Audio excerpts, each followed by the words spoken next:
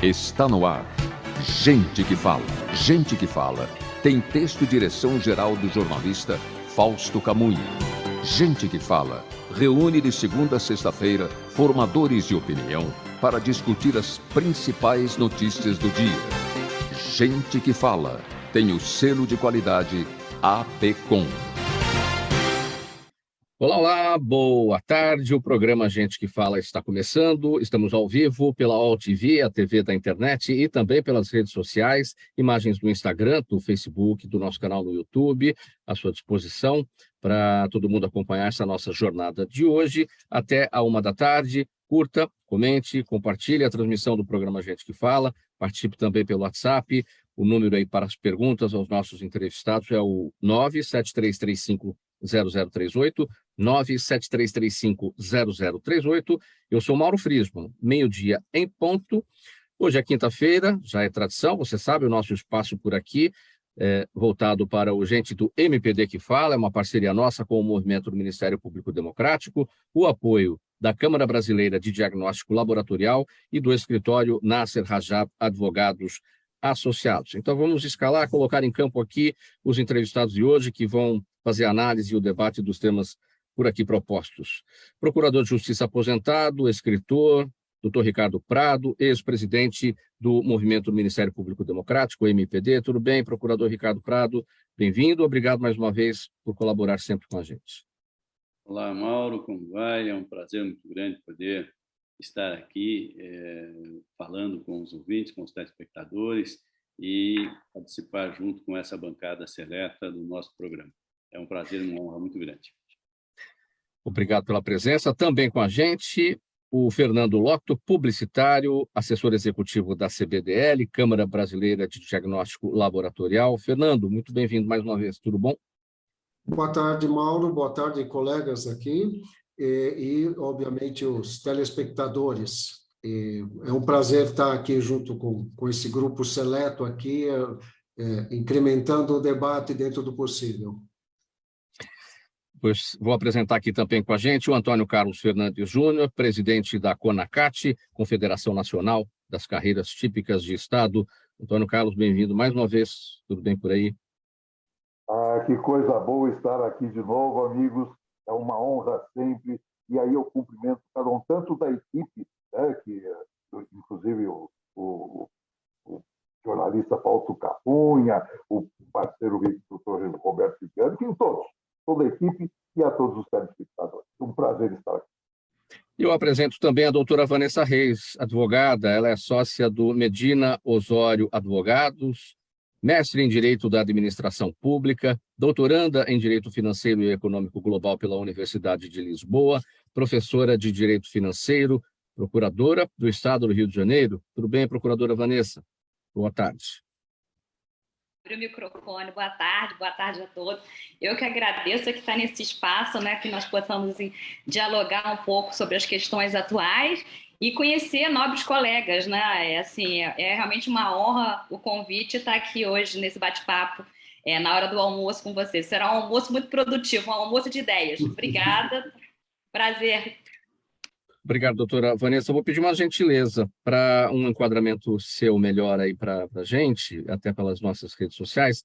Vai um pouquinho mais para a sua direita e... Peraí. Um pouquinho à sua direita, aí já está ótimo. E não se aproxima muito na tela para não cortar aqui a sua cabeça. Assim, estou bem, tá estou bem. Perfeito, aí fica no padrão dos demais aqui. Obrigada. Pessoal, meio-dia 3, vamos então aqui ao primeiro assunto. Olha, a perícia realizada pela Polícia Federal aponta indícios de que Roberto Jefferson premeditou a reação violenta contra o delegado e agentes que foram à sua casa no domingo para cumprir ordem do ministro do STF, Alexandre de Moraes. A suspeita é de que o ex-deputado montou o cenário após a filha dele ter divulgado nas redes sociais vídeo em que ele xinga Carmen Lúcia, ministra do STF, associando-a a termos de baixo calão. Roberto Jefferson, que estava cumprindo prisão domiciliar, voltou a ser preso por disparar tiros e atirar granadas contra os policiais federais. Tudo isso aconteceu no domingo e a gente acompanhou o desmembramento aí dos fatos de lá para cá. Bom, procurador Ricardo Prado, se essa eventual premeditação do ataque, indícios, né, segundo a Polícia Federal, foi fazer o vídeo, ou se essa eventual premeditação do ataque ocorreu após a repercussão daquela gravação, isso muda alguma coisa em relação ao indiciamento de Roberto Jefferson por tentativa de 4 homicídios? Muda pouco, Mauro, na verdade. É óbvio que se você tiver comprovação de que a preparação foi anterior, né, você tem mais um dado caracterizador de ato intencional, de ato doloso. Tá? Então, a situação dele ficaria ainda pior. Mas não é somente isso, na verdade, que vai determinar o desfecho do processo, né? Afinal de contas, você teve a utilização de um fuzil, entendeu? Né? Cerca de 50 tiros. Você vê as fotografias da viatura, a bala atravessou a coisa, inclusive os bancos de passageiros e etc. Certo? Você teve pessoas feridas, né? Utilização de granada. Quer dizer, é um espetáculo horroroso, é uma coisa de campo de guerra. Né? Quer dizer, isso é insustentável. Não, então, isso realmente faz um estrago muito grande e tem consequências. Né? Quer dizer, isso não pode ficar assim. Né? Quer dizer, você não pode admitir, né, que uma pessoa haja desse jeito.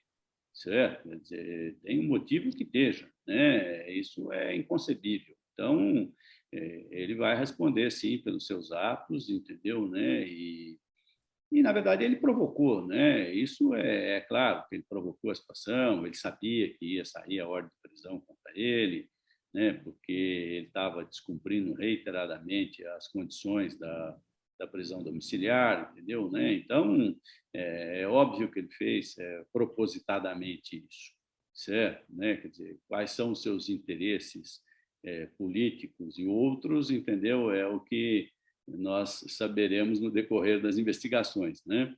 Mas que não há dúvida que isso foi intencional, que isso foi proposital, isso me parece muito claro. Agora, muito se falou ao longo dos últimos dias, até porque muitas análises estão sendo feitas ainda, né? Muito se falou sobre como a Polícia Federal chegou lá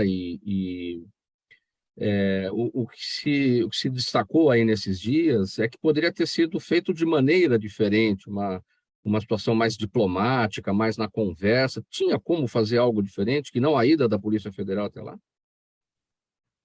Acho que você tem a expedição de uma ordem de prisão e essa ordem de prisão ela é cumprida de acordo com as regras de procedimento que a polícia sempre tem, né? Quer dizer, agora você é obrigado a ficar dando um tratamento diferenciado porque o indivíduo é um político, entendeu? Né? Quer dizer, isso não está na nossa Constituição, né? Nós saímos da época da monarquia, certo? Onde você tinha uma nobreza que tinha direito a tratamento especial, entendeu? Né? Quer dizer, você está tentando resgatar um princípio que não existe mais, ou pelo menos não é para existir, né? Quer dizer, ele é uma pessoa como outra, certo? Quer dizer, descumpriu a legislação, teve ordem de prisão, né? Quer dizer, recebeu a polícia a bala, entendeu? Né? E tem que receber o tratamento que a lei estabelece para essas situações, certo? Então, a polícia tinha que o quê? Né? Que chegar cheia de dedos, entendeu? Pedir permissão para ele, etc. Isso não tem cabimento, certo? Acho que a polícia tem que cumprir dentro do padrão que ela tem, né? A polícia não chegou batendo, não chegou botando o pé na porta, como muitas vezes faz, entendeu? Né? Quer dizer, já recebeu um tratamento que você pode falar absolutamente dentro dos padrões, entendeu? Né? Certo? Quer dizer, você não tem nenhuma reclamação contra os policiais de qualquer abuso, de qualquer coisa. Né? Então, realmente não vejo justificativa para esse argumento, entendeu? Doutora Vanessa Reis, a sua avaliação sobre esse nosso tema, a Polícia Federal acredita nessa possibilidade do ex-deputado Roberto Jefferson ter premeditado o ataque aos policiais federais no domingo. Como é que a senhora avalia? Bom, realmente foi estarrecedor, né? Quando eu vi o episódio primeiro nas redes sociais, as pessoas divulgando, primeiramente algumas pessoas apoiando, outras dizendo contra, assim, é, todos nós ficamos chocados com a cena. Mas nós temos que ver que hoje em dia, infelizmente, a divulgação, a propagação, então assim as pessoas vivem em torno de se mostrar e fazer um tipo de publicidade nas redes sociais. Então nós temos que pensar, além da parte criminal, especificamente desse caso, o que nós estamos esperando e o que nós estamos efetivamente consumindo em redes sociais, em grupos de WhatsApp, e o que nós temos de discutir isso, aonde se originou a origem da prisão, que foi no inquérito das fake news, né? Então, assim, fora esse ato estarrecedor, né, ter um armamento desse enorme dentro de casa e atacar pessoas, né, que os policiais federais são pessoas, né, no exercício, servidores públicos, nós temos também que começar a repensar se o próprio inquérito, né, que gerou essa prisão, porque ele estava preso sobre a questão desse inquérito, sobre um crime de segurança nacional, que foi o primeiro que ele cometeu, o que nós podemos tirar também de conclusões do que é a restrição de liberdade e o que essa restrição de liberdade faz exacerbar nas pessoas esse possível direito de liberdade que elas se acham envolvidas. Então, eu acho que a discussão tem que ser do fato em si, gravíssimo, né? Esse é incontroverso, até porque crime nós não podemos em nenhum momento fazer ponderações sobre questões criminais, mas nós temos que ver antes também do que está se gerando, né? Então, qual é a repercussão, inclusive, de o que levou a isso, o que nós temos que discutir sobre isso. Será que nós temos que discutir não só esse episódio criminoso, mas também temos que discutir assim, a própria liberação, o que nós nos manifestamos, porque tudo começou com uma rede social, né? Da filha. Então, assim, acho que a discussão tem que ser ampliada, colocar um foco maior, além do fato criminoso que foi esse episódio triste e lamentável. Nesse conjunto de decisões e de conversas aí que devem ser tomadas daqui para frente, será que cabe também algo em torno da própria prisão domiciliar? Como conceder, como controlar melhor isso? Né? Eu costumo dizer que os operadores do direito se acham limitados só a escrever as linhas, assim, a publicação. Não, nós somos também parte da inovação.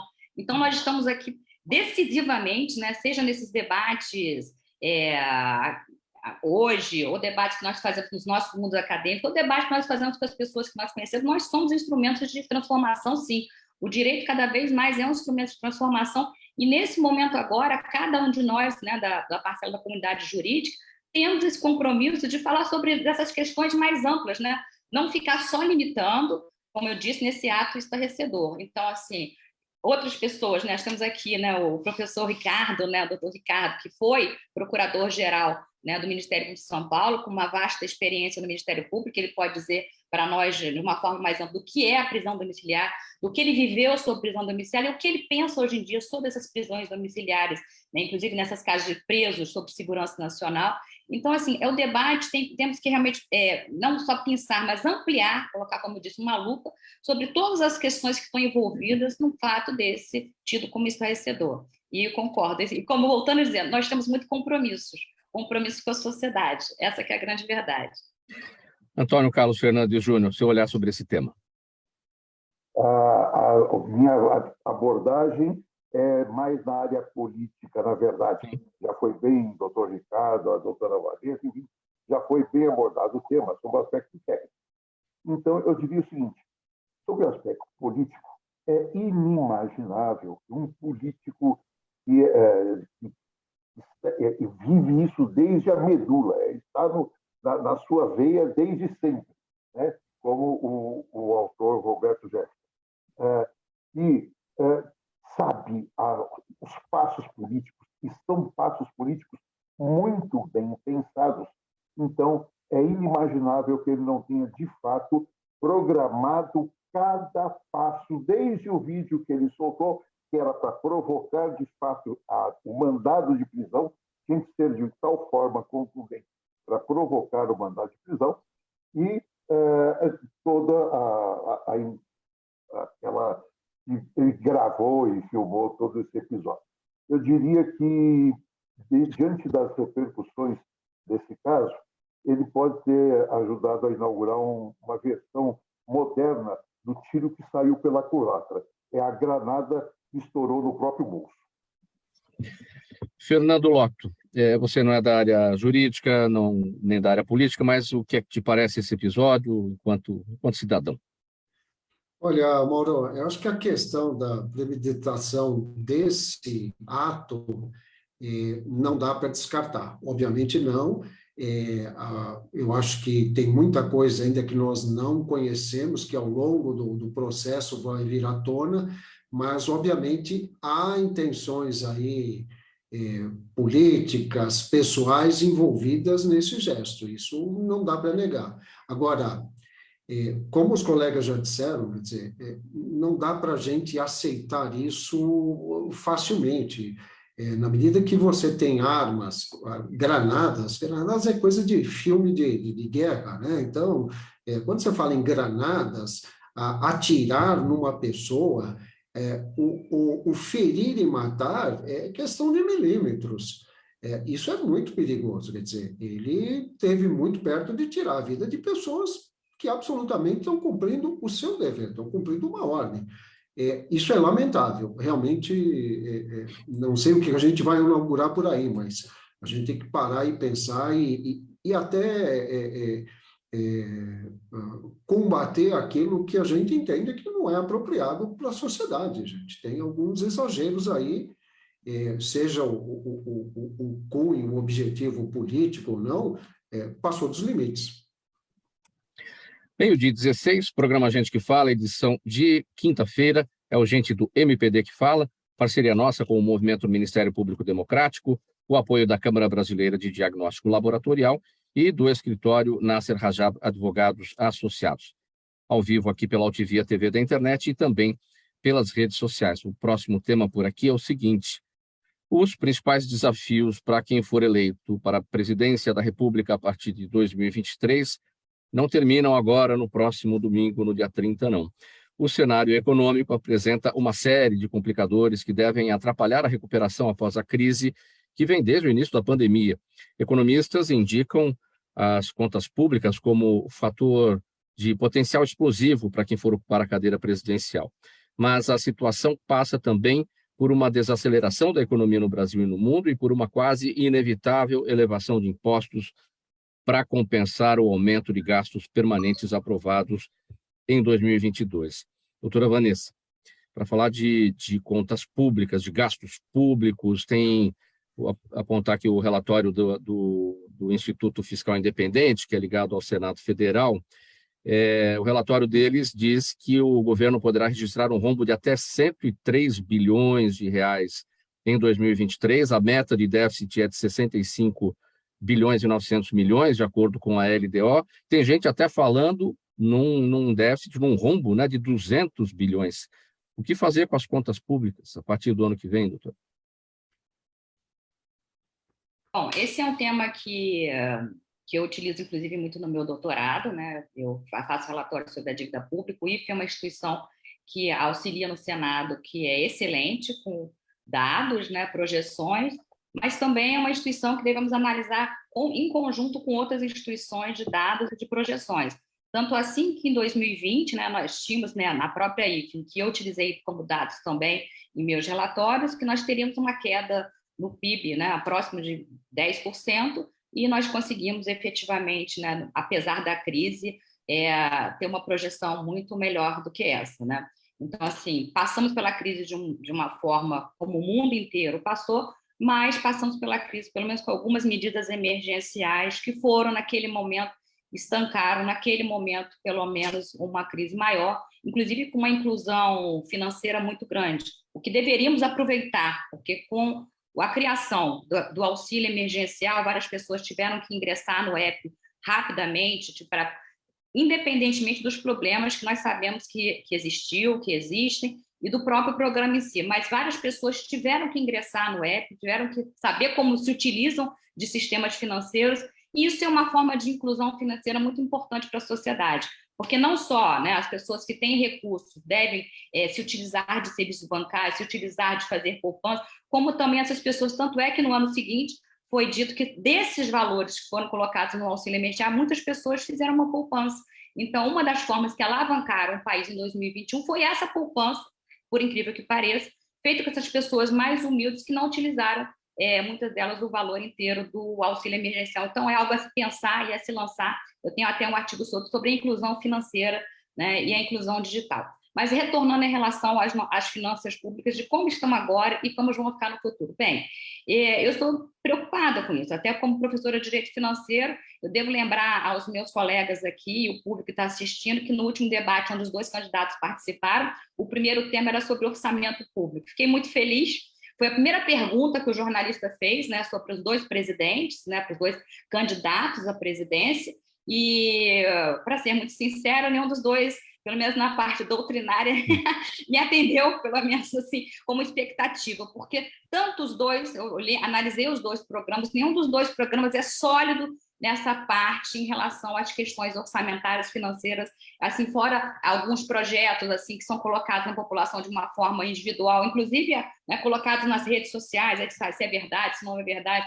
Então, são, como eu digo, né, mais uma vez para pensarmos como é a censura e como é também a divulgação em redes sociais, mas o que eu digo é, assim, de uma forma como estudo a matéria, que deveríamos ter nos dois governos, nos programas de possíveis controles orçamentários e financeiros mais rígidos, ou pelo menos demonstrando para a população o que realmente, assim, qual é a diretriz dos dois governantes que nós, fora, por exemplo, no caso do governo, do plano do governo do Lula, por exemplo, né, do candidato Lula, ele diz que vai acabar com o teto de gastos, o que é uma âncora fiscal. Claro que é uma âncora fiscal que já há muitos anos, né, começou na emenda constitucional número 95, dizendo que o teto de gastos teria que ser o volume de gastos feito em 2016, atualizado, né, pelo IPCA, não poderia se gastar mais, né, então é o que estaria valendo até hoje. Tiveram várias normas de exceção, emenda constitucional número 106, número 109, todas essas emendas para poder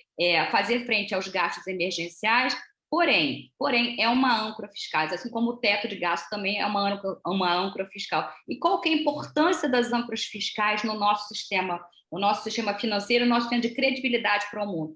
Essas âncoras fiscais, elas nos fazem que nós tenhamos essa credibilidade perante ao mundo para o que cumprimento das nossas obrigações. E eu não estou dizendo sobre só dívida pública, não, porque a dívida pública, eu não sei se vocês sabem, 95% da nossa dívida pública é interna. Só temos 5% de dívida externa. Entendeu? Então, o que acontece?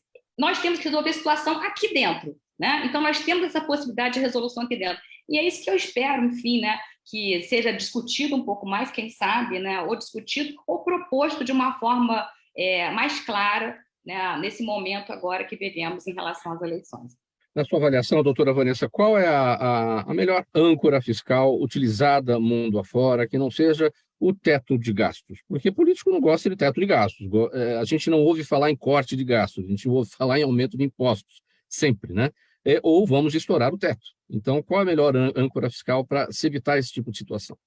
Pedro, veja bem, a questão de extrapolar o teto de gastos não é, assim, desde que justificado, não é o maior problema. Então, assim, sempre se tem que ter em mente a transparência. Então, outros países têm uma outra situação. A Europa tem uma situação completamente diferente da nossa, porque eles têm os fundos europeus, inclusive, que fizeram aportes nos países, fundos de resiliência, e eles têm uma situação assim, o PIB deles, né, a dívida pública ser maior do que o PIB, por exemplo, como acontece em Portugal, não é algo que deixe eles assim estabilizados, porque eles têm um banco central, né, deles, que une todos os países, e ali, inclusive, há uma certa tensão entre os países, né, como aconteceu na crise de 2008, né, atualmente também com a Covid, há também essa tensão em relação a quais são os países que efetivamente produzem, ou países que façam uma produção de inovação, e outros talvez não estão compatíveis, né, ou pelo menos tem outros benefícios que não são cortados. Então, assim, eles também têm uma política lá de diferenciado, mas é completamente diferente de nós no Brasil. Eu queria dizer assim, que no Brasil basta se parar, pensar e ter soluções mais simples, porque nós não dependemos assim, nós dependemos da política externa de petróleo, mas nossas soluções são muito caseiras. Nós temos commodities que são maravilhosas. Assim, dependemos só de commodities. Que bom que dependemos também de commodities, porque o Brasil é um país de commodities. E é bom nós pensarmos assim, que são as commodities que estão nos colocando à frente do mundo e que podem, inclusive, nos colocar na própria CDE, que é um grande avanço, e um grande avanço para esse mercado. Então, eu digo o seguinte, teremos que repensar de uma outra forma, ou o teto de gastos, ou talvez continuar, né, com as nossas âncoras, ou pensar numa outra, mas que nós não podemos hoje em dia é imaginar que não podemos ter que não teremos nenhum tipo, né, de metas fiscais para serem cumpridas, até porque a Constituição prevê. A emenda constitucional 109 previu, inclusive, a sustentabilidade da dívida, está positivada, previu também outros tipos de mecanismos de cortes de despesa, então está positivada a nossa Constituição. Quem for propor algo diferente vai ter que mudar as normas constitucionais, então estamos falando também de mudanças de normas constitucionais que terão que ter aprovação, terão que ter discussão. Então, não é uma questão tão fácil. O que eu digo é o seguinte, para terminar em relação à sua pergunta, não é tirando essas âncoras fiscais ou inventando outras âncoras fiscais que nós chegaremos, né, a uma estabilidade, mas sim dando transparência às nossas ações financeiras, e mesmo que seja excepcional, que venha a ter algum tipo de exceção, que essa fique claro qual o tempo que será cumprida. Agora, para o dia a dia do brasileiro, doutora Vanessa, para o bolso de cada um, será que dá para cravar já que nós teremos aumento de impostos se nós não temos corte de gastos públicos, tem frustração, expectativa de frustração de receitas, e os dois candidatos, eles prometem a correção da tabela do imposto de renda. É importante que isso ocorra, mas vai haver renúncia. Bom, eu vou fazer vou fazer minha colocação com uma provocação com o doutor Antônio, que faz parte da Associação da Confederação dos Servidores. Veja bem, o que acontece? Já está mais do que comprovado que modificar para poder ter algum tipo de crescimento na parte de arrecadação, de aumento de impostos, isso é acabar com a economia. Quando você aumenta os impostos, assim, pressiona mais a parte produtiva, acaba-se o consumo e a economia fica estagnada. Então, assim, realmente, na vertente da despesa, né, na despesa que nós temos que analisar quais serão as melhores as alternativas. Isso, de uma certa forma, vem sendo feito, mas tem que ser ampliado e ampliado significativo nesses próximos anos, com o próximo crescimento econômico. Mas aí onde eu vou chegar no aumento dos impostos? O que acontece? Também é uma propositura, né, até um dos candidatos, para aumentar os impostos para os mais ricos, né? E aí eu penso assim, aonde nós vamos classificar os mais ricos? Nós temos na Constituição uma previsão de uma lei complementar para um imposto de grandes fortunas. Nunca foi regulamentado, nunca foi pensado sobre isso, e está lá posto, nunca ninguém parou para pensar. Então, assim, se vamos taxar os mais ricos, então vamos regulamentar uma lei complementar do imposto sobre grandes fortunas, né? Agora, quem são os mais ricos? Até porque nós sabemos que a parcela da população que efetivamente, não vou taxar como mais rica, mas que é a mais abastada, ela não faz o imposto de renda como nós, pessoas físicas, fazemos, né? Como eu, como servidora pública, faço. Como é a minha taxação como servidora pública? Na fonte. Então, quando se fala-se sobre aumento de impostos, aumento de taxação, o que eu vejo é uma individualização da única classe, que é uma classe que foi decisiva, inclusive, na atuação da Covid, que são os servidores públicos. Isso é a única classe que você consegue, de um dia para o outro, fazer esse aumento, né, de impostos, e é uma classe individualizada. Então, assim, não estou primando, né, por ser servidora pública, até porque, assim, realmente eu sou servidora mesmo, eu sou uma pessoa que me dediquei muito tempo ao serviço público, mas eu vejo que várias de pessoas que são próximas, eu vejo pessoas que não só próximas, pessoas que eu acompanho no serviço público, e que nós acompanhamos agora em relação à Covid, e assim, vão ser exatamente para você fazer um aumento de imposto, imediatamente só existe uma classe que você consegue fazer isso de uma forma melhor, são os servidores públicos, porque são taxados no imposto de renda na fonte. Sim, Antônio Carlos, seu olhar sobre os desafios na economia para o futuro presidente, seja ele quem for. Bom, sem dúvida alguma, até acompanhando uma boa parte do raciocínio da doutora Vanessa, nós temos que fazer o arranjo, na nossa visão, a partir principalmente da administração da dívida pública. A administração da dívida pública é vital. Quando você vê sobre o teto de gastos, por exemplo, em que tudo tudo está represado. Saúde, educação, segurança, tudo está represado no teto de gastos, com exceção do sistema financeiro. Tá? Nada contra o sistema financeiro, por favor. Temos aqui que encontrar o ponto de equilíbrio disso tudo. Tá? Foi mencionado aí, que a doutora Vanessa mencionou, que quando uma pequena... pouco dinheiro chegou nas mãos dos mais necessitados, imediatamente isso se refletiu na sociedade e na economia. Né? Porque também é sabido que tem também a crítica objetiva. Mas quando um mega investidor ganha mais 1 bilhão, nós sabemos que é 1 bilhão que sai de circulação da economia.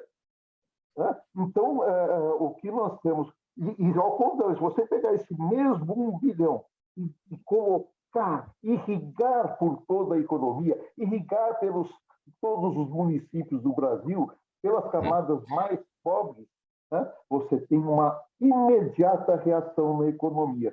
Então, nós temos que fazer correções na estrutura de Estado? Sim, sem dúvida, temos que fazer correções na estrutura de Estado. Mas, volto a dizer, o nosso foco tem que ser principalmente a administração da dívida pública. Vou pegar o seu exemplo e colocar aqui para o Fernando Lotto. Fernando, quando o investidor ganha todo esse dinheiro e você vê aí a saúde represada, né? Quais são os caminhos? Está fechado o seu áudio aí, Fernando. Opa, desculpa. Vamos lá. Olha, Mauro, eu vejo da seguinte forma, se a gente vê que o investidor lá recebeu legitimamente como um acionista de uma empresa, você fala, ok, ele correu riscos, mas será que ele não pagou o imposto? Porque, até onde eu sei, há cobrança. E aí a gente tem que olhar se essa cobrança foi a correta para esse tipo de atividade, porque se não for, eu acho que merece ser correções. Acho que os colegas que me antecederam nesse comentário falaram duas coisas importantes. Um é transparência e outro é buscar uma alternativa nossa. Então, o dinheiro que foi, vamos dizer assim, fruto de investimento, talvez devesse ter um tratamento diferente. Óbvio que a gente fala, vamos aumentar a carga tributária, a tributação aqui e acolá, é muito complicado. O que eu vejo é um país que precisa de uma série de reformas, a tributária, a política, tem uma série de coisas que precisam ser feitas. Mas, obviamente, grandes fortunas como essa que foi citada, talvez merecesse um tratamento de prioridade, porque realmente ninguém é contra ganhar, nós somos capitalistas, só que não pode, a coisa não pode penalizar outros, ou enfim. Procurador Ricardo Prado, taxação de grandes fortunas, sempre isso causou gritaria, né? Pelo seguinte, para essa grande fortuna ser formada, teoricamente, ela já pagou imposto. Então, você taxar não vai pagar 2 vezes? Eu acho que a questão é um pouco mais complexa, Mauro, mas eu gostaria de fazer uma outra ponderação antes, no seguinte. Nós fizemos uma reforma da Previdência há alguns anos, com a expectativa de que isso causaria uma economia de algumas centenas de bilhões de reais. Tá? O que você fez? Em seguida, nós tivemos um aumento da taxa de juros que foi de 2 para 13,75, que é a taxa atual da Selic. Certo? Toda a economia que você fez sobre os trabalhadores, sobre os aposentados e pensionistas, você gastou pagando juros, tá, da dívida brasileira. Então, a cada 1% que você aumenta na taxa de juros do Brasil hoje, você gasta dezenas de bilhões de dólares. O Banco Central está gastando muito mais dinheiro do que o Congresso tem para distribuir entre a população. Então, eu acho que nós precisamos focar aonde realmente está o desperdício, aonde está o gasto exagerado. Né? Vamos dizer, precisava subir a taxa de juros por causa da inflação. A inflação nossa, na verdade, tinha 2 causas. Era o aumento da energia elétrica e o aumento dos preços dos combustíveis. Tá? E a taxa de juros não tinha nenhuma influência sobre isso. certo? Então, que você precisasse subir, que taxa de juros de 2% também é insustentável, concordo, entendeu? Né? Você precisa de uma taxa de juros que remunere minimamente o investidor. Mas você não tem mais os países hoje no mundo civilizado pagando essas taxas de 13%, 14% de juros ao ano, certo? Então, o grande problema hoje, na verdade, da dívida interna é o problema da taxa de juros, é o custo do dinheiro que você está pagando, que podia ser menor, porque quem fixa isso é o Banco Central, certo? Então, esse podia ser menor, você tem aí uma possibilidade de reduzir o gasto público de uma forma muito significativa, né? Outro ponto que eu queria chamar a atenção foi exatamente a doutora Vanessa mencionou, a história de que haviam previsões catastróficas para a economia no começo da pandemia, e realmente elas não aconteceram. Por quê? Não aconteceram por causa da distribuição dos auxílios emergenciais. O dinheiro na mão dos mais pobres foi exatamente o que salvou a economia. Por quê? Porque quando você pega realmente 1 bilhão e entrega para uma única pessoa, ele não vai gastar esse dinheiro, ele não tem onde gastar esse dinheiro, certo? Quer dizer, pode até comprar um jatinho, entendeu? Né? Comprar muito dinheiro correndo para um lado só e a maioria sem nada, né? Ele vai...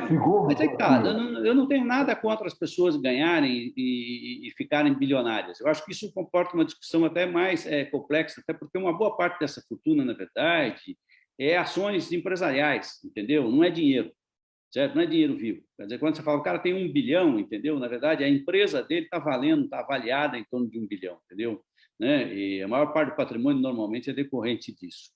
Certo? Então, não é exatamente o dinheiro que o cara tem disponível para sair comprando e etc. e tal, tá?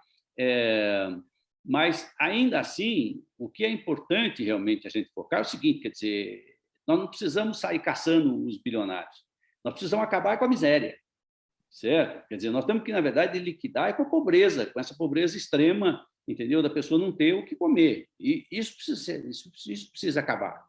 Certo? Então, o auxílio veio nesse sentido, quer dizer, a gente já tinha começado lá atrás, né? Esses programas começaram há 20 anos, né? Que o governo brasileiro começou gradativamente a criar pequenos auxílios, etc., para tentar erradicar o problema da miséria extrema. Sim. Certo? Porque você tem circunstâncias, às vezes, que a pessoa não tem condição de trabalhar, entendeu? Porque está doente, porque sofreu um problema sério na vida, etc., e você, às vezes, tem que socorrer. Certo? Quando você tem uma família organizada, né, uma família que tem posses, etc., a família dá conta de socorrer. Mas quando a pessoa não tem, entendeu? Nós temos muita gente nesse mundo que está sozinha pela vida, entendeu? A sociedade precisa dar uma forma de socorrer, entendeu? Né?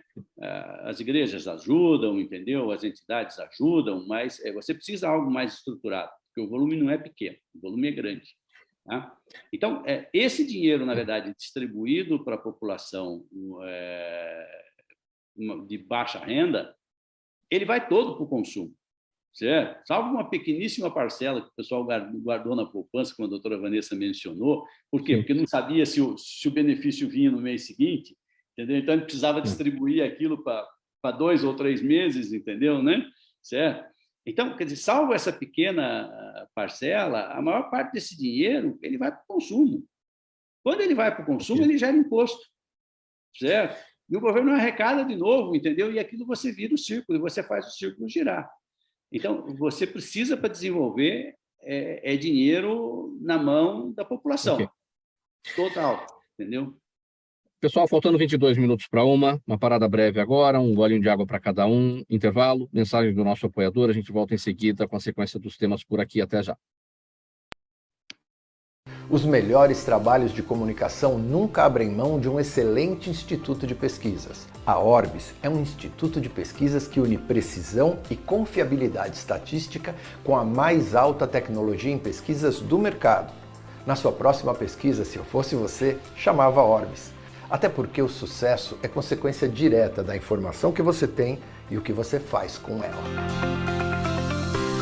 Estamos de volta aqui pela AltV, a TV da internet, ao vivo, e também pelas nossas redes sociais, Instagram, Facebook, o nosso canal no YouTube, tudo à disposição para você acompanhar essa nossa jornada de hoje. Programa Gente que Fala, a edição de quinta-feira é o Gente do MPD que Fala, parceria nossa com o Movimento do Ministério Público Democrático, o apoio da Câmara Brasileira de Diagnóstico Laboratorial e também do escritório Nasser Rajab Advogados Associados. Faltando 21 minutos para 1 da tarde agora, e vamos aqui então para o nosso próximo tema.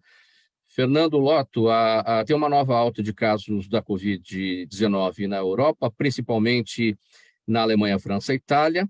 Isso fez a OMS soar um novo alerta para o mundo, né?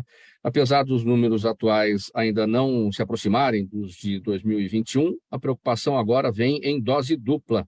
É que, com a aproximação do inverno lá na Europa, as autoridades preveem uma temporada de alta transmissão de influenza, que é o vírus causador da gripe. E, de acordo com especialistas, essa potencial circulação conjunta, né, da Covid-19 e da gripe colocará as pessoas num risco muito maior de sofrer com doenças graves e morte. E do lado de cá, que a gente está numa outra situação, estamos indo para o verão logo, como é que a gente deve olhar lá para a Europa esse aspecto aí da alta da Covid e essa potencial atuação conjunta aí de gripe e Covid? Olha, Mauro, eu acho que o ponto principal nisso tem a ver com essas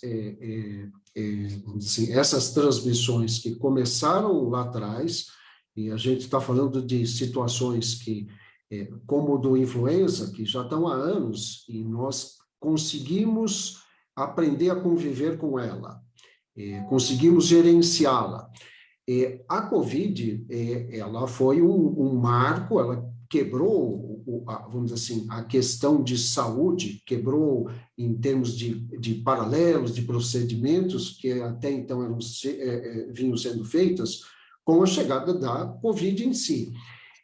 Ela criou, obviamente, pânico no primeiro momento. Todos os países fizeram o que estava ao seu alcance, se dedicou muito à prevenção, seja máscaras, tudo.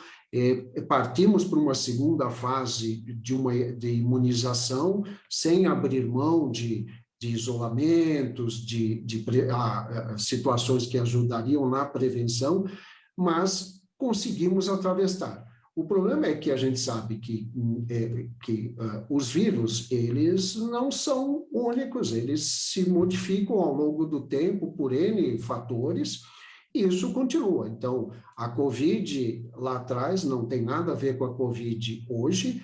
O ponto é que a Covid continua sendo um problema de saúde mundial, ela deve continuar fazendo vítimas, infelizmente. Na hora que você tem uma situação em que você tem uma outra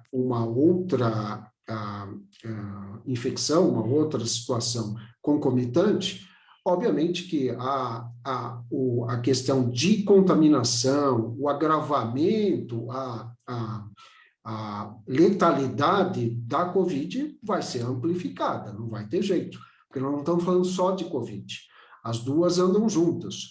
Então, a Europa, obviamente, vai sofrer mais, isso vem chegando lá de uma forma bastante veloz.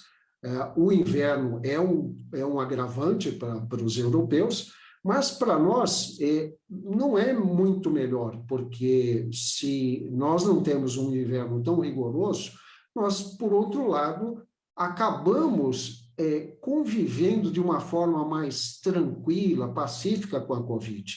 E isso não é positivo. Temos influenza aqui? Temos, os dois vão andando juntos. Agora, nós abrimos mão de algumas coisas que não precisaríamos. O que eu quero dizer? Aumentou a questão da imunização, as vacinas diferentes, coberturas melhores, tudo. E simplesmente se baixou a guarda e nós tivemos o quê? A população em geral frequentando lugares fechados, abertos, sem máscara e achando que isso não teria efeito. Óbvio, nós vamos ter que fazer alguma coisa, se nós tivermos imunizantes melhorados, enfim, vai ser um alento, mas as contaminações, os casos não vão diminuir, eles devem se manter ou aumentar. E a questão fica por conta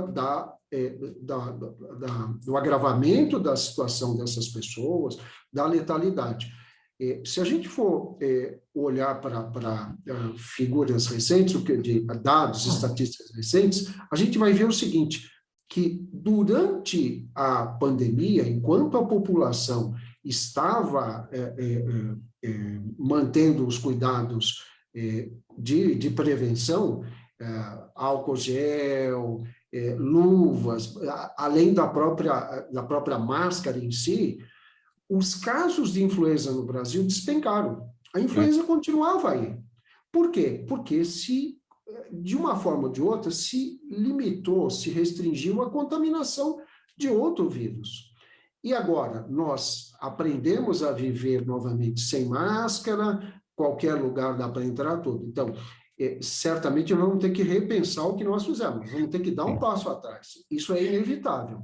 E vamos torcer para que a variante também, se ela tiver ela vai ter mutações, que ela não tenha um poder de contaminação, uma letalidade ampliado. Eu acho que esse é o ponto. O brasileiro vai ter que voltar a pensar em máscara e uma série de outras coisas, manter a imunização em dia e, enfim, tomar outros cuidados complementares. É inevitável, Mauro. Pessoal, faltando 15 minutos para 1h da tarde, agora para dizer da presença aqui com a gente, no programa Gente que Fala, gente do MPD que Fala, do procurador Roberto Liviano, presidente do Instituto Não Aceito Corrupção. Procurador Liviano, boa tarde, bem-vindo aqui com a gente, tudo bem por aí? Boa tarde, Mauro. Boa tarde. Eu vim apenas para cumprimentar os nossos convidados que estão hoje aqui conosco, especialmente nosso querido Ricardo Prado, nosso querido Antônio Carlos, Fernando, especialmente a Vanessa, que hoje estreia aqui no nosso programa, e desejar aí um debate, já está na reta final aí, e desejar um ótimo final de debate. Teremos aí no final de semana um momento decisivo para a nossa democracia de eleições, né? E esperamos que o nosso programa sempre contribua de maneira relevante para o esclarecimento, a informação das pessoas no Gente do MPD que Fala, né? Então eu vim apenas fazer uma saudação aí aos nossos queridos participantes da mesa nessa nossa jornada de cidadania e de esclarecimento de direitos. Muito obrigado pela presença, procurador Roberto Liviano. Esse é o nosso papel, levar informação de qualidade e contribuir com a formação de opinião do nosso público, da nossa audiência. É isso mesmo. Um forte abraço a todos e boas eleições para nós no domingo, e viva o povo brasileiro, viva a nossa democracia. Um forte abraço. Obrigado, um abraço ao procurador Roberto Liviano, aqui com a gente, presidente do Instituto Não Aceito Corrupção, e a gente volta aqui para a nossa pauta de debate e de análise. Enquanto só 15 capitais adotaram passe livre no transporte público para a população votar no primeiro turno das eleições, agora todas resolveram oferecer a gratuidade no segundo turno, que vai acontecer no domingo. São Paulo e Belo Horizonte, que não liberaram as catracas no primeiro turno e não pretendiam adotar a medida agora para o segundo, voltaram atrás na decisão. A medida foi autorizada inicialmente pelo ministro do STF, Luiz Roberto Barroso, afirmando que o objetivo é garantir condições para que o direito ao voto seja exercido, citando a desigualdade social extrema no país e contexto de empobrecimento da população. Procurador Ricardo Prado, justo, não é verdade? Se o voto é obrigatório, é um direito e é um dever, evidentemente, é obrigatório, justificar a ausência custa mais barato do que a própria passagem do transporte público, que as pessoas tenham o transporte aí à disposição para poder exercer esse direito, exercer a sua cidadania, correto? Com certeza, Mauro. Na verdade, isso é um aspecto importante de inclusão social e de cidadania. Quando a gente analisa o histórico da sociedade, você vê que as pessoas vão sendo incluídas, vão passando a ter direitos quando elas começam a ter direito de votar, certo? Ela começa a ser respeitada, começa a ser enxergada quando ela tem o direito de votar, certo? Quer dizer, nós vivemos hoje um debate, por exemplo, sobre a questão das mulheres hoje, empoderamento feminino e etc. E isso começa, na verdade, quando o quê? quando em 32 as mulheres começam a poder votar. Mas começam, na verdade, de forma facultativa, não era obrigatório. Certo? Só mais para frente, depois, décadas depois, é que quando o voto das mulheres passou a ser obrigatório, elas, na verdade, começaram a ganhar mais voz e mais participação na sociedade.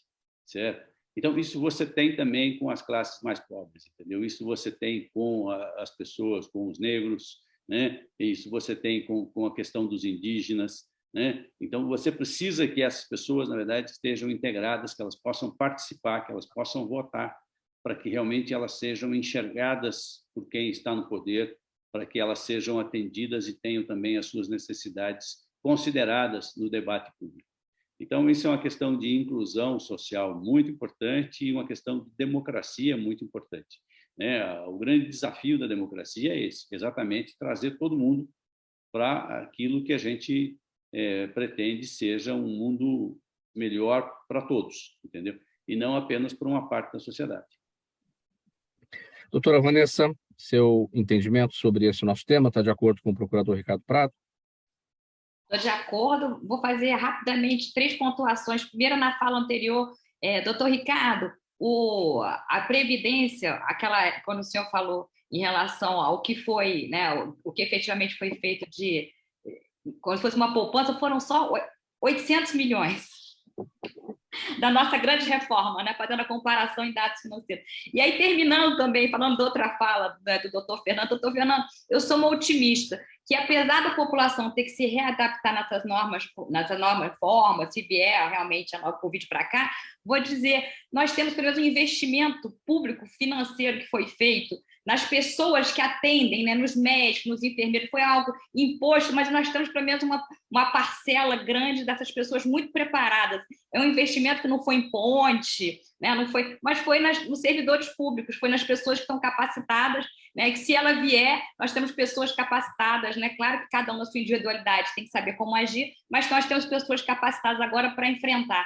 Isso me deixa, pelo menos, um pouco mais tranquila, né, e bem otimista que se essa nova onda vier. E falando do passe livre, só para terminar, eu me recordo o seguinte, eu morava em Lisboa, inclusive quando eu estava na pandemia, eu estava lá, quando estava morrendo 1000 pessoas na Itália, na Espanha, aqui no Brasil nós estávamos vivendo o carnaval, e eu já estava fechada, mas antes disso eu tive a chance, que eu fiquei um pouco período lá, que eu fui para 2019, 2020, já fiquei na pandemia, mas um pouco período que eu tive lá, eu tive chance, na época eu corria, eu fiz uma meia maratona. E nessa corrida, todo mundo andava de graça no metrô, o pessoal dizia assim, então, veja bem, nós estamos numa corrida agora eleitoral. Essa medida já tinha que ter sido para ontem. Né? Liberar essa grande corrida já tinha que ter sido para ontem, né? No nosso país, de liberar as catracas e incentivar a população que não seja um óbice o pagamento de passagem, como não deveria ser para o trabalho, né? Também um incentivo para as pessoas trabalharem e poderem chegar perto do seu trabalho com mais facilidade. Aí fechei os temas. Procuradora Vanessa, eu cometi uma impropriedade aqui, ao não pedir uma avaliação sua, ficou lá para trás, mas não tem como não fazer essa pergunta, que é em relação ao nosso primeiro tema, que é o episódio lá envolvendo o ex-deputado Roberto Jefferson. A questão é a seguinte, mexeu com a ministra Carmen Lúcia, não com a ministra Carmen Lúcia, mexeu com a mulher Carmen Lúcia, mexeu com todas as mulheres, como se diz no popular? Com todas, né? Aliás, eu me sinto aqui honradamente legitimada em relação ao público feminino, né? Que nós hoje, inclusive na área jurídica, somos muitas, né? Temos uma grande expressão, mas não temos, infelizmente, uma grande expressão de voz, inclusive até em alguns meios sociais, né? Em mídias sociais. Claro, e não só com ela, mas a própria fala dele, né? Dizendo sobre as prostitutas, enfim, as pessoas fazem da sua vida, desde que não prejudiquem o outro, o que bem entender, está aí o nosso respeito ao direito de liberdade. Não tem direito de falar nem da prostituta, nem da Carmen Lúcia, nem de mulher alguma. Né? Então, essa que é a grande questão. Então, ele não pode fazer comparações, né, utilizando de uma forma misógina quem quer que seja, né? Ele não está habilitado suficientemente, até porque ele tem uma filha mulher. Né? Isso me choca muito, inclusive a própria filha mulher que iniciou, né, deu voz a ele. Então, assim, eu acho que ali eles têm que também resolver familiarmente, né? Ele tem uma filha mulher e ele nasceu de uma mulher, né? Então, Exatamente. e eu até tenho os termos aqui no meu roteiro, os termos utilizados, né, naquele vídeo que ele falou a respeito da Carmen Lúcia, que eu não citei por absoluta vergonha. É vergonhoso. Não tem condição, não temos a mínima condição. E aí eu não posso também dizer assim, as pessoas, tá maluco, não sei o quê. Não tá maluco. A gente não pode também dizer, não é maluco, premeditou, mas assim, nós temos que se indignar desde quando acontece isso, né, com uma pessoa como ele, que ocupou cargos públicos, como também acontece isso ali no ônibus, né, no dia a dia daquela mulher que entra nós, trabalhadores, que tem que fazer, por exemplo, aqui no Rio de Janeiro tem um vagão específico para mulheres, né, então, assim, a indignação e também o movimento tem que ser em todos os níveis, né, essa que é a grande verdade. Obrigada pela voz de fala, né? Gente, vamos passar aqui para o último tema. Eu vou pedir brevidade, porque faltam 5 minutos só para o final do programa. E é o seguinte: fim de show, e em vez de aplausos, várias imitações de macaco e xingamentos racistas. Aconteceu com o seu Jorge, no Clube Grêmio Náutico União, lá em Porto Alegre. O tumulto começou quando ele falou sobre a juventude negra, sobre o negro da favela, e que é contra a redução da maioridade penal. Para o presidente do clube, as atitudes do público aconteceram porque o cantor fez um gesto político durante o show. Mas, para seu Jorge, abre aspas, não existe justificativa para o racismo. É disso que nós estamos tratando. Estamos tratando de uma violência que não cabe mais no Brasil e a justificativa para o racismo não existe, assim como o racismo não deveria existir. Fecha aspas, essa aqui é a citação do cantor seu Jorge. Bem brevemente, o seu olhar sobre esse tema, o racismo estrutural, evidentemente, não é, procurador Ricardo Prado? Acho que é lamentável. Se você está num espetáculo, entendeu? Né? E, eventualmente, o espetáculo não está te agradando, entendeu? Né? Você se retira, certo? É um direito da pessoa. Né? Agora, daí a você ofender os artistas, etc., não, isso é inconcebível. Né? Esse tipo de comportamento, ainda mais baseado na questão da origem da pessoa, não tem o menor sentido. Né? Isso é fora de cogitação. É triste você ver isso no Brasil, que é um país onde, na verdade, a população negra ajudou a construir profundamente, certo? Né? Quer dizer, nós temos muito do país construído pela população negra e ela merece o maior respeito por parte de todos nós. Eu acho que isso é insustentável. Gente, 3 minutos aqui para 1h da tarde. As perguntas da nossa audiência, muito rapidinho para cada um, para a gente poder atender aqui a todo o nosso público. Fernando, até que ponto a epidemia de ebola em Uganda preocupa? É a pergunta da Aline Gomes, que está no YouTube. Bem rapidinho, por favor. Olha, Mauro, ebola sempre foi falado por aqui, mas nunca chegou de fato. Acho que não seria uma preocupação. Acho que as outras situações, sim, devem preocupar. O ebola não, existem práticas já disseminadas nos países africanos, existe um aprendizado e o isolamento acaba atuando bastante adequadamente naquelas situações. Óbvio que qualquer coisa que saia do controle deles aciona uma luz vermelha para todos os países. Então, não acredito que isso seja uma preocupação no curto prazo, a não ser que isso se altere drasticamente e os vetores de contaminação modifiquem. Antônio Carlos, o seu Jaime, do Jardim Bonfilholi, obrigado aqui, seu Jaime, pela pergunta. Sempre, para quem entra atualmente em carreiras típicas de Estado, pergunta aqui o seu Jaime, o regime trabalhista é o estatutário ou são todos CLT? Bem breve. O regime é estatutário por concurso, acesso por concurso público. Existem algumas situações seletistas, mas são mais pontuais, embora haja uma mobilização, nós sabemos, para que com uma PEC, que é a PEC 32 da reforma administrativa, que essa sim dá uma liquidada com o serviço público, de uma forma muito triste que não podemos abordar agora.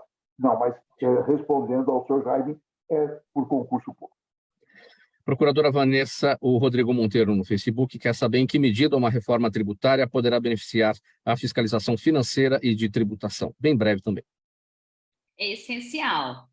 O enfrentamento agora é de uma reforma tributária. Como eu disse, não adianta também, mas uma reforma tributária em relação principalmente da repartição das receitas tributárias para os estados e municípios, que assumiram depois da Constituição de 88 uma parcela enorme de serviços que fazem e que não tem a contrapartida da União. Então, hoje, quem ingressar, eu gostaria de ouvir dos candidatos que vão ter uma reforma tributária severa, inclusive para o nosso ingresso na OCDE.